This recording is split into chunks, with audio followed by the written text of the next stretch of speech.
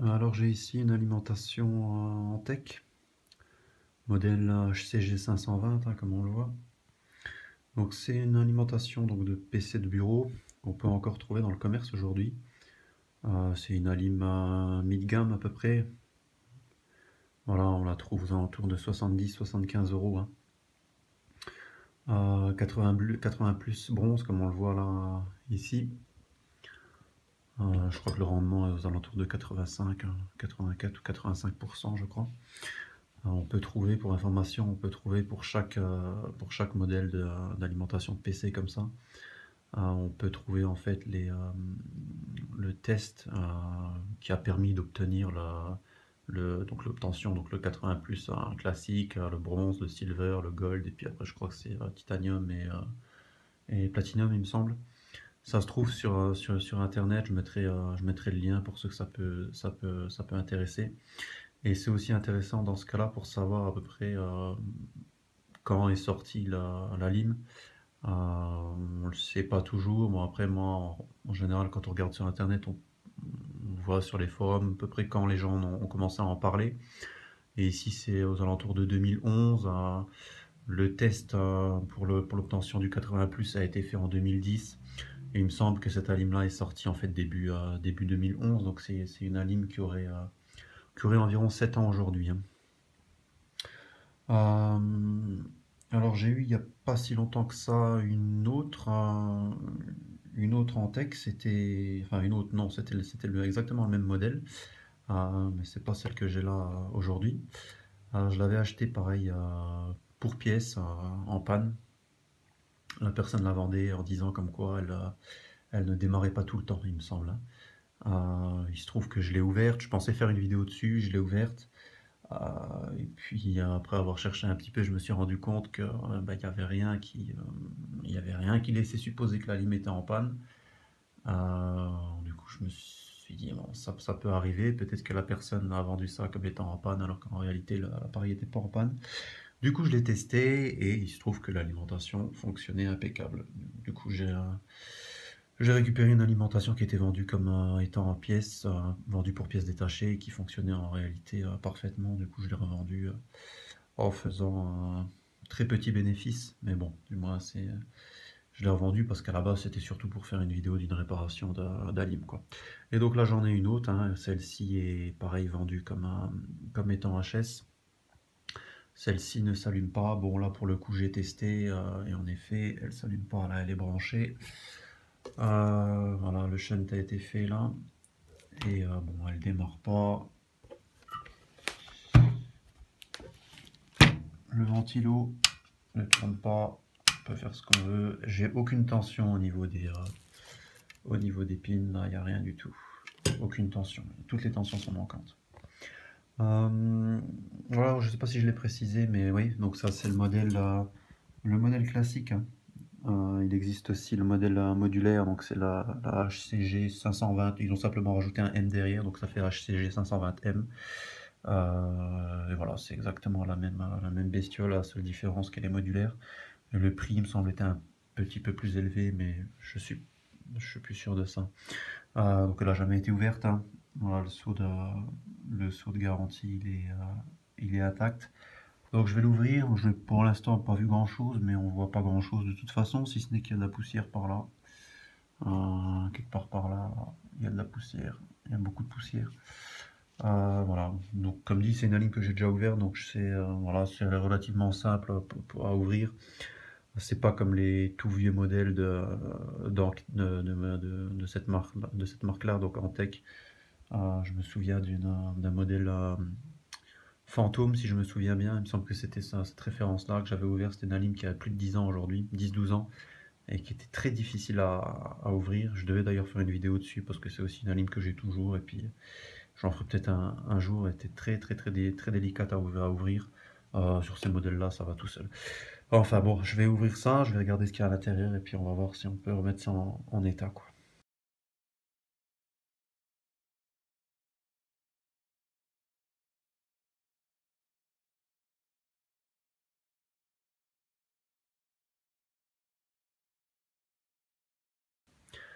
Voilà, alors la lime a été ouverte. Alors non seulement elle est ouverte, mais elle est déjà dépannée. Euh, il se trouve que bon, je vais pas avoir malheureusement grand-chose à montrer sur cette vidéo-là. Je vais beaucoup parler, parce que comme dit, la lime est déjà dépannée et elle fonctionne, comme je vais vous le montrer dans quelques minutes. Alors je vais quand même résumer. Donc quand j'ai ouvert la lime, à part un peu de poussière un peu partout, euh, rien de visible en fait, hein. Pas d'anomalie visible à première vue. La première chose que j'ai pu constater, alors je vais le montrer, euh, je vais essayer encore une fois de brancher tout ça à une main, pour éviter de faire tomber le téléphone dans la lime.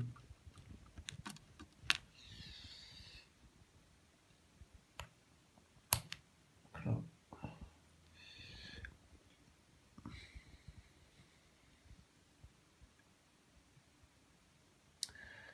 Voilà, donc là je prends donc la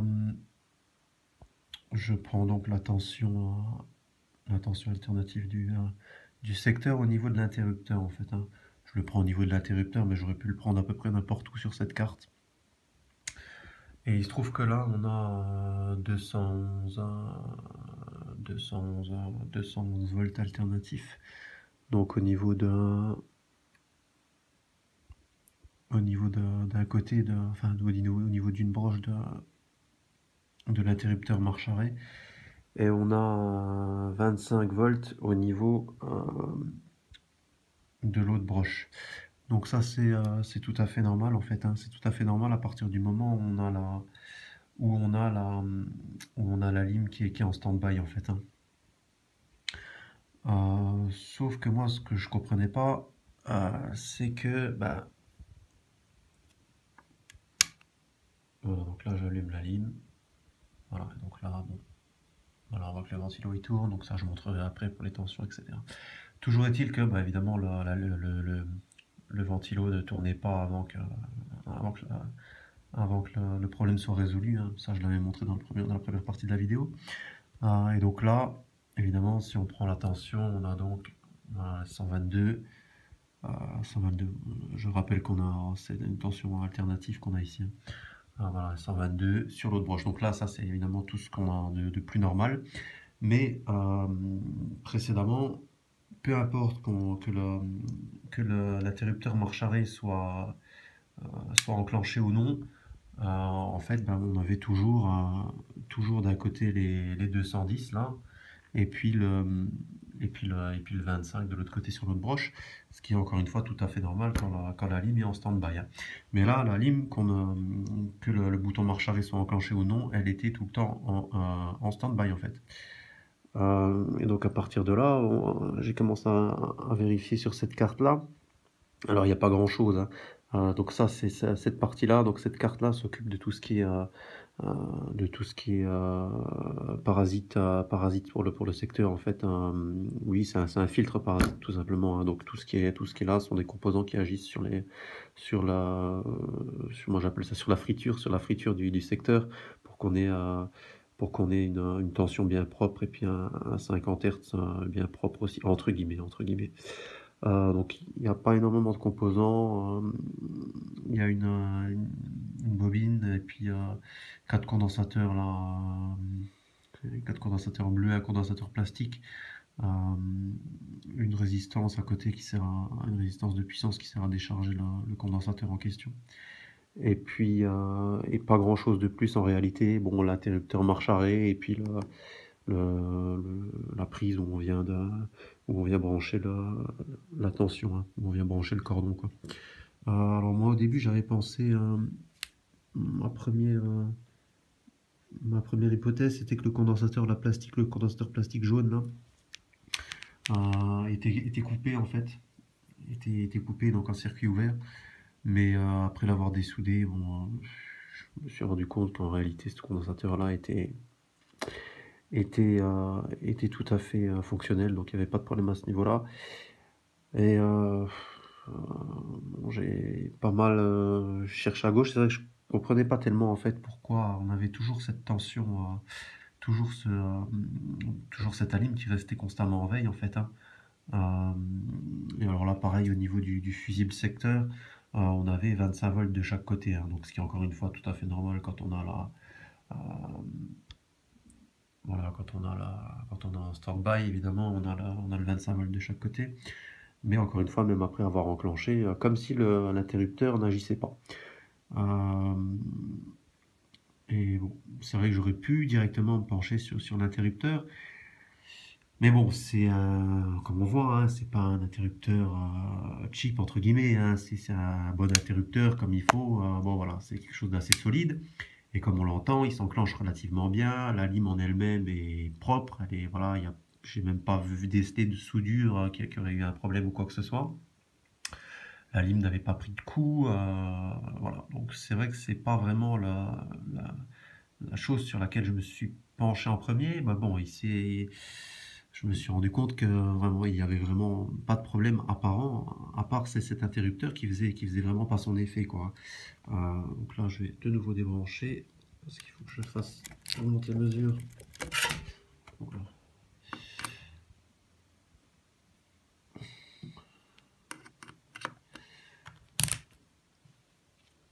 Voilà, alors là, donc ça c'est plus pour montrer, parce qu'encore une fois, bon, le but des vidéos que je fais, c'est surtout pour montrer aux personnes qui auraient le même appareil ou les mêmes appareils qui se retrouvent avec le même type de panne, à dépanner le problème de façon relativement simple.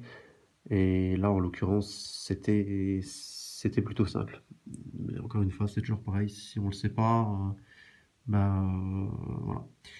Donc là, je suis toujours au niveau de mon interrupteur, au niveau d'une des broches de l'interrupteur. Et à ce niveau-là, je sais pas comment je vais faire. Il va falloir peut-être que je pose de nouveau là le téléphone, au moins que j'arrive à le faire à une main. Mais...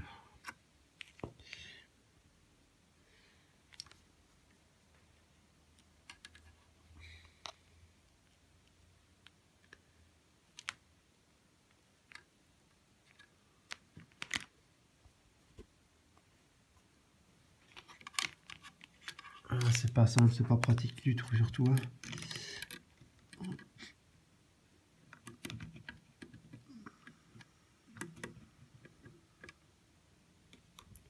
Bon, c'est vraiment... Il y a la sonde qui tient grâce au fil, mais bon, ça suffira pour montrer. Voilà, et donc là, on a donc 0,5 ohm, autant dire un court-circuit. Et donc là, je vais basculer mon interrupteur.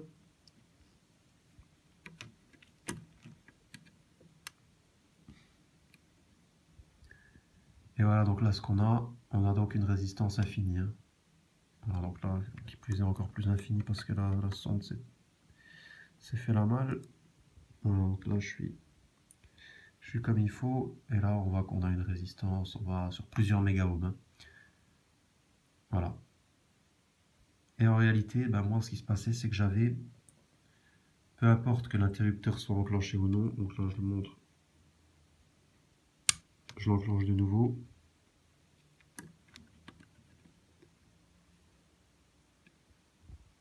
Voilà, et là j'ai de nouveau 0,5 ohm.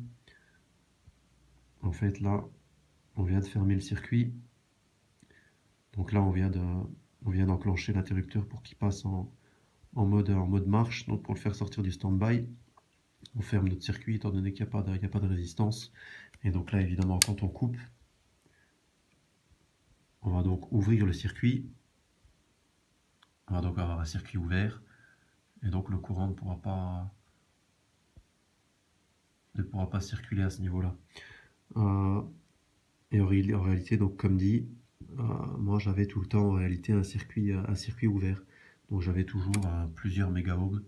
Et donc au final, ça finit par mettre un OL de toute façon. Hein.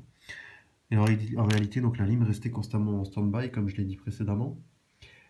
Et le problème venait bien au début, je pensais que ça pouvait être un interrupteur en lui-même qui aurait été défectueux, mais bon, l'interrupteur en lui-même était... on l'entend, hein, il clique comme il faut, voilà. voilà, j'avais un gros doute là-dessus. J'ai dessoudé les deux broches. Je les ai ressoudées, enfin j'ai dessoudé les deux broches, j'ai appuyé la carte à ce niveau-là pour faire rentrer le plus possible les plots, sans grande conviction, hein, je vous dis honnêtement. J'ai ressoudé tout ça et il se trouve que bah, la lime a démarré, voilà. Donc en réalité c'était un simple problème de, je dirais pas de soudure, mais je pense que alors j'ai pas vraiment regardé à ce moment-là parce qu'encore une fois ça me paraissait tellement gros que je pensais pas que la panne pourrait venir de là. Mais c'était bien un problème au niveau d'une des deux broches, ou peut-être les deux, qui n'étaient pas, les broches en elles-mêmes n'étaient pas correctement enfoncées en fait, n'étaient même plus soudées quoi, ou partiellement. Mais encore une fois, ce qui m'étonne, c'est que bon, comme on voit, hein, c'est vraiment des grosses soudures, hein. À ce niveau-là, c'est vraiment des très grosses soudures. Et les broches en elles-mêmes, donc ici, sont vraiment, comme on le voit, c'est vraiment c'est des grosses broches quoi, c'est pas une simple patte de condensateur ou non non, là c'est assez épais, donc c'est vrai que c'est assez étonnant comme panne à ce niveau là. Mais bon, toujours est-il que bah, la panne venait de là. Donc bah, si vous avez une alimentation en tech HCG 520 qui aurait ce type de panne, donc vous avez 25 volts au niveau du fusible, que vous enclenchiez l'interrupteur dans un sens ou dans l'autre, et ben il y a de grandes chances que ça vienne de votre interrupteur qui a un problème au niveau des soudures. Alors je ne sais pas si c'est le cas pour d'autres marques, je ne sais pas si d'autres marques ont eu ce défaut-là, je ne sais même pas si c'est un défaut qui s'est beaucoup vu sur ce modèle-là. Peut-être j'aurai un retour par rapport à la vidéo d'autres personnes qui auront le même problème dans le futur. Mais bon, enfin, toujours est-il que je vais rebrancher le courant. Et puis je vais simplement montrer juste pour le fun. Si j'y arrive, parce que ça résiste encore assez. Parcours du combattant. Voilà, donc encore une fois, hein, je me lasse pas de le faire, mais...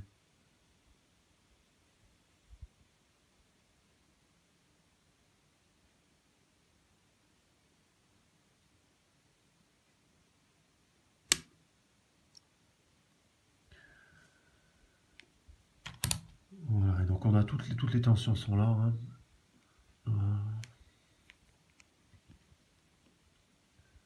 Voilà, ça sera de nouveau pas pratique pour filmer. Voilà, décidément une troisième main serait bien utile. Voilà, on est reparti. Alors à ma décharge, hein, voilà. J'attends de recevoir un nouveau cordon. Mais en attendant, ben, on fait ce qu'on peut avec ce qu'on a. Donc 3,3 volts, 12 volts, 12 volts, 5 volts, 5 volts. On n'a rien, 5 volts, 5 volts, 5 volts. 3,3, 3,3, 3,3, 5 volts.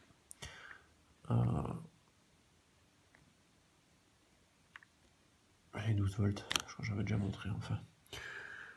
Voilà, et donc pareil au niveau des...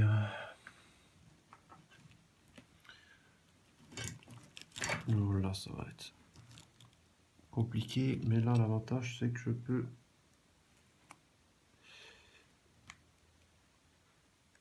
bricoler ça autrement. 5 volts comme on voit. Voilà, au niveau du connecteur du disque dur. Et voilà. Donc, encore une fois, si vous avez un souci à ce niveau-là, que vous avez 25 volts au niveau de vos fusibles, en sortie de fusible, enfin de chaque côté du fusible, et que votre interrupteur marche-arrêt semble n'être d'aucun effet, et ben regardez vos soudures au niveau de votre interrupteur marche-arrêt. Voilà. C'est tout, à la prochaine.